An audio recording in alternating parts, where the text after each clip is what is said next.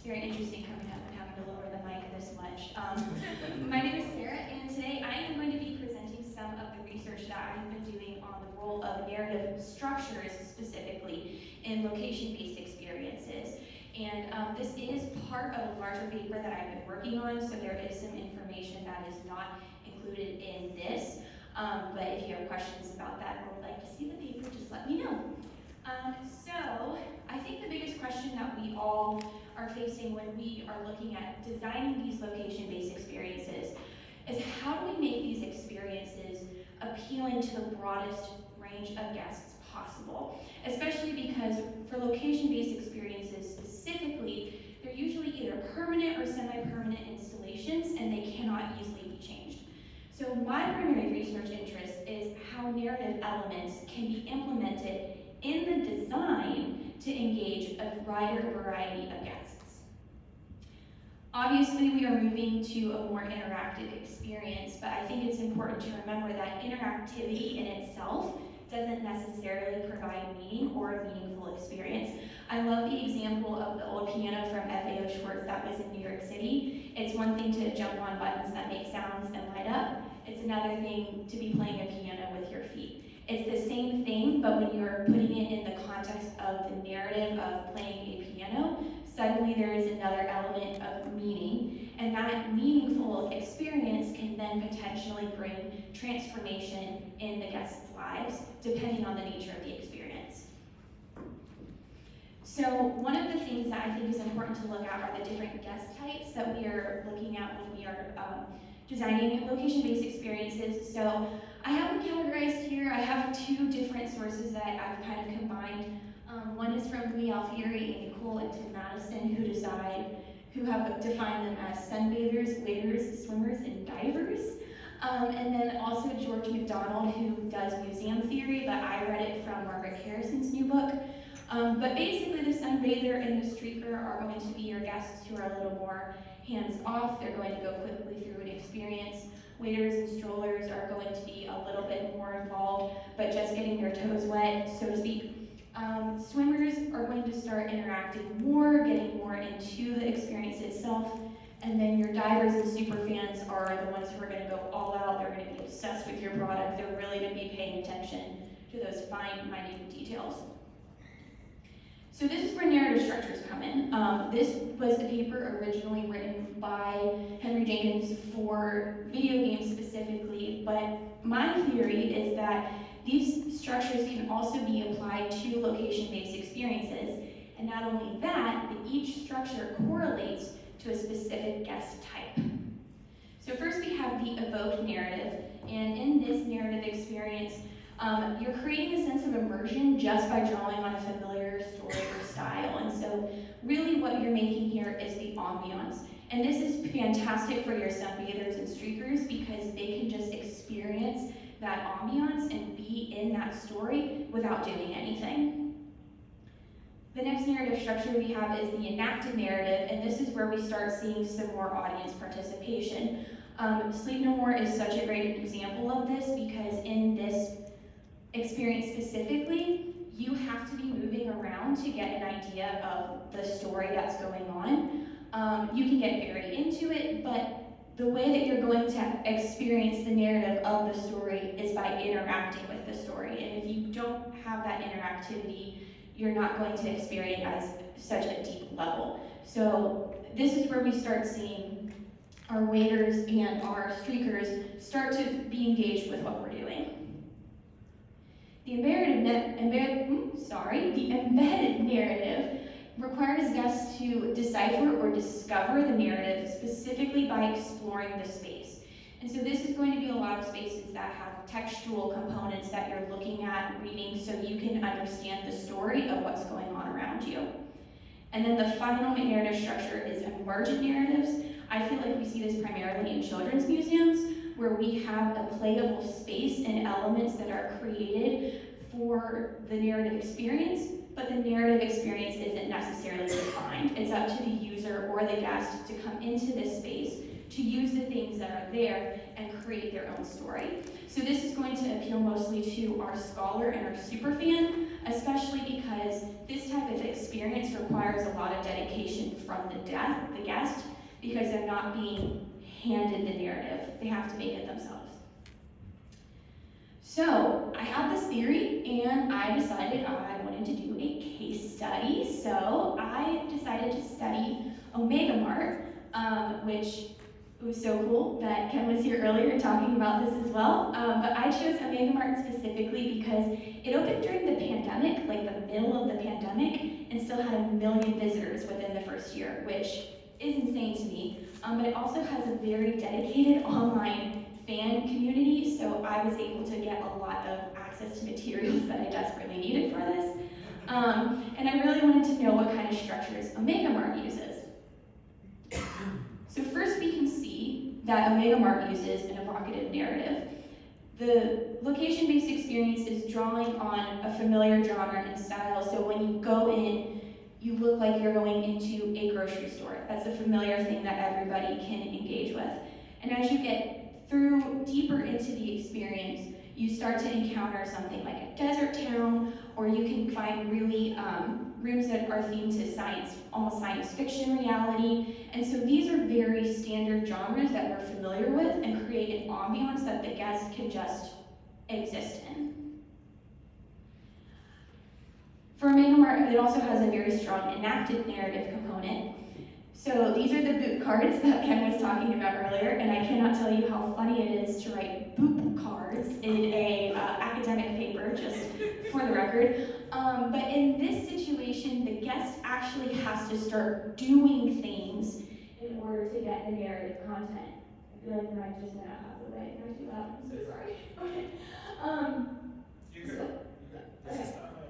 So for the enacted narrative, they're actually doing something, and this is where the guests in Mart are jumping in, and they are doing things with this card, and by doing things with the card, they learn about the narrative that is built into the space.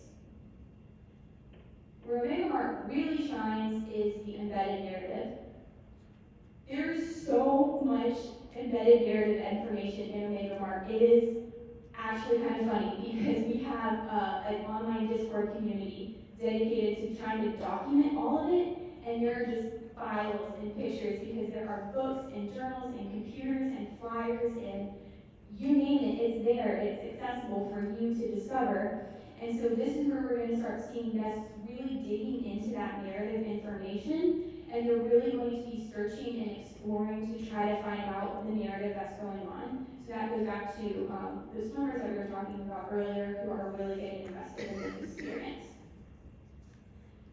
And then this is, I feel like, the most controversial part of my paper, but I'm arguing that because Mart incorporates all three prior narrative structures, it makes the experience inherently emergent. Because what the experience is doing is it's presenting all of this stuff for you to interact with as a guest. And you have different ways to interact with it, but there's no predetermined way for you to interact with it. There's no map, there's no guide. It's completely up to you to go into this space, to explore it, and to discover the narrative.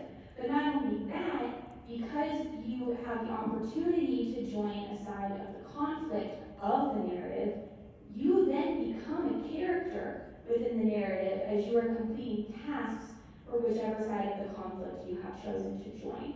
So in that sense, the narrative is inherently emergent because the guest then is experiencing their own narrative. They're creating their own experience. So, for my conclusion, we know that narratives are powerful and transformative, and LBEs are unique because they are going to provide an immersive narrative experience for our guests. And so if we are able to provide our guests with the option of how to interact with the narrative by using these different structures and using these different methods of incorporating narrative components into the installation, exhibit, experience, then we're going to appeal to a wider variety of guests, which also means that we can possibly have the opportunity to transform a larger amount of people as well. And so with that, I just want to state that an investment in your writing team, who would be helping with these narrative components, is ultimately an investment in your audience as well. Thank you.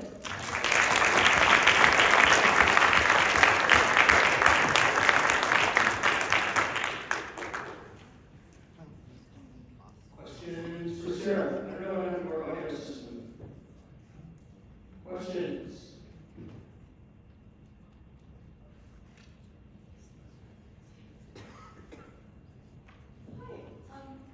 Do you believe that it's possible for a dark ride to be emergent, or in the same way that Mart is something where the narrative isn't directly given to you, but a dark ride, things like pirates, possibly, does that fall into that category? I would say with pirates, it's probably more of the evoked narrative structure because the guest is very limited in what they're able to do within that ride, and it is pulling on that story of the pirates and that theme of the pirate town, and there's not a lot of particular guest interaction, but that doesn't mean that it's not immersive. It can still be immersive without necessarily having specific interactive components as well. But I also think that dark rides have an untapped potential right now where we could really start implementing some more of these structures in a variety of ways with dark rides to make them more interactive and to make them appeal to a larger audience. But it's going to take, some very concentrated design work and teamwork between narrative designers and ride designers. Hello. So I think this is super cool to think about it like this. I feel like, is there ever going to be a space where you can have the best of both worlds? Because all I can think of is how maybe you'll have your basic dark rides and people that are maybe the people that want to go in there and experience things. Maybe it's a little boring, or like you'll have maybe you said your the people who maybe they don't want to go so deep into it. They wouldn't really do well in spaces like Star Cruiser. Like they probably wouldn't want to have to interact with people. Do you ever feel like there could be a space where everyone can have everything that they need? Absolutely, I do. Part of the reason that I didn't concentrate on Star Cruiser for this project was because it hadn't opened yet when I was originally writing the paper. But just to go back to the example of Mart, because it has all these different ways to interact, it has a broad appeal because if you're somebody who doesn't want to get involved with the narrative, you don't have to. You just walk in and it's this really cool place that you can walk around and take pictures. But if you're one of those super fans who wants to get into those super finite minute details, you can go back multiple days and still investigate all of the narrative material included. And so when that's, I think, the fulcrum of my argument is when you are incorporating all four types of these structures, then you're completely covering that band of people who don't necessarily want to have to be super involved and interactive, all the way up to your people who that's why they're there, because they want that interactive experience. So what I noticed towards the end of your discussion, you sort of had the two elements of emergent narratives in terms of being both a character in the story yourself and also having agency over that story. So I'm interested in looking at IP, navigations with IP. We've got Galaxy's Edge as an example of where supposedly everything that happens there is canon and you're engaging with the narrative in your own way and taking that agency. So you become, therefore, a character. But also, I think what's interesting is looking at rides such as Cosmic Rewind, where you're a character, you're placed in that story, you're helping on the mission. And I think we see that as quite a common ride trope, quite a common narrative trope in the experience. So I'm interested in terms of that being a character, what you think something needs to fulfill in order to become an emergent narrative, whether it needs to fulfill both requirements, one or the other, or whether there's like a sort of threshold that needs to surpass. And sorry, that's a very loaded question. No, so I just want to make sure I understand your question right. So you're wondering if in order to be an emergent narrative, it has to be you're a character passively, but you could also be a character with agency? Yeah, effectively. Sure. I think, well, let me go back to my definition of emergent narrative really quick to make sure I'm not contradicting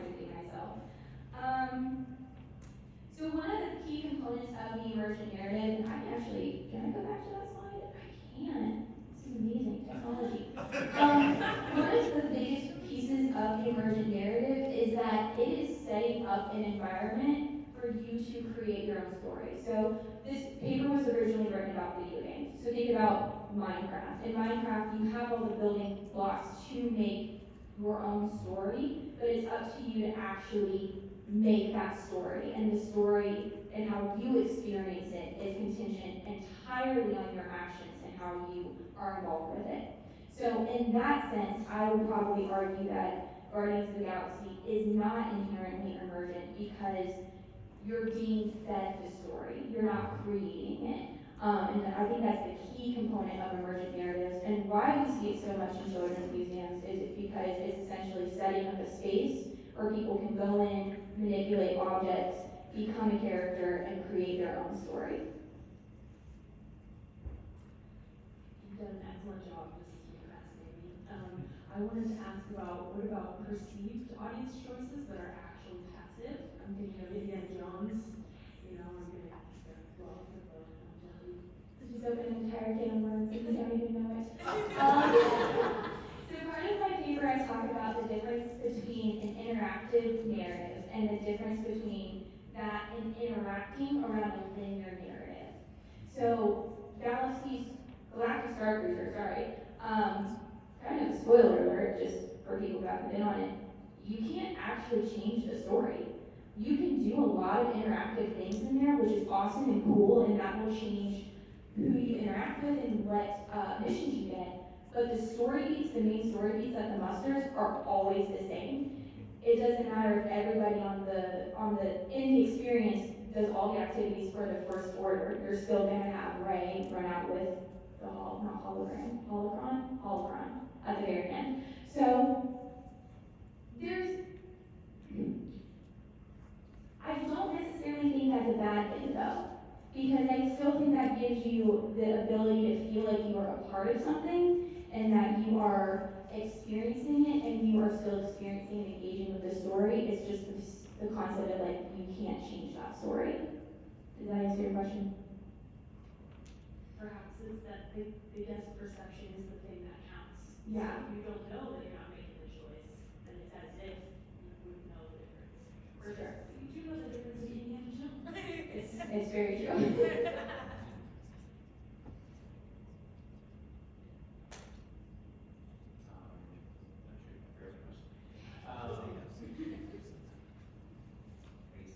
Cataloging. I wanted to ask your thoughts on cataloging, especially beyond Discord, because everything is timeline oriented. As we emerge so many more narratives and so much more documentation of experiences, how the heck does one keep track of all that as either a property owner or as a community? As a community, I don't know. As a property manager, I also don't know, because I'm not a property manager who has to deal with a lot of IP. And I do know what has been attempted within the Discord community that I was referencing specifically.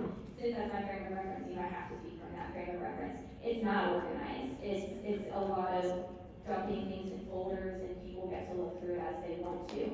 So I definitely think that that's something we can continue to explore. I think it would be so cool if maybe people who have background in website coding, who are super fans or divers, would maybe make websites dedicated to these kinds of experiences that really create a system to go through and search through archival footage and stuff like that. But at this point, I don't have a definitive answer.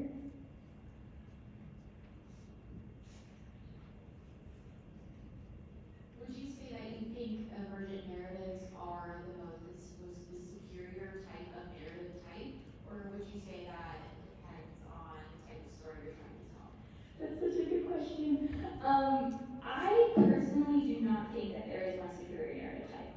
And the reason I don't is because each narrative corresponds to somebody differently. And so, if I'm speaking specifically from my perspective, I'm a diver. I'm a super fan. I like it when experiences cater to me so I can really dive into the lore of an experience. But I know that not everybody's like that. My sister, for example, is very much not. It is very much her desire to just go and experience the ambiance of a place. So for her, the evoked narrative structure would be the superior one, in her opinion. And I also think too, it just really does, I think you said it a minute ago, it does depend on what you're trying to achieve and what kind of story that you're trying to tell. Obviously I'm arguing for incorporating multiple narrative structures, but I do think within specific experiences, depending on what you're designing, some might be better than others.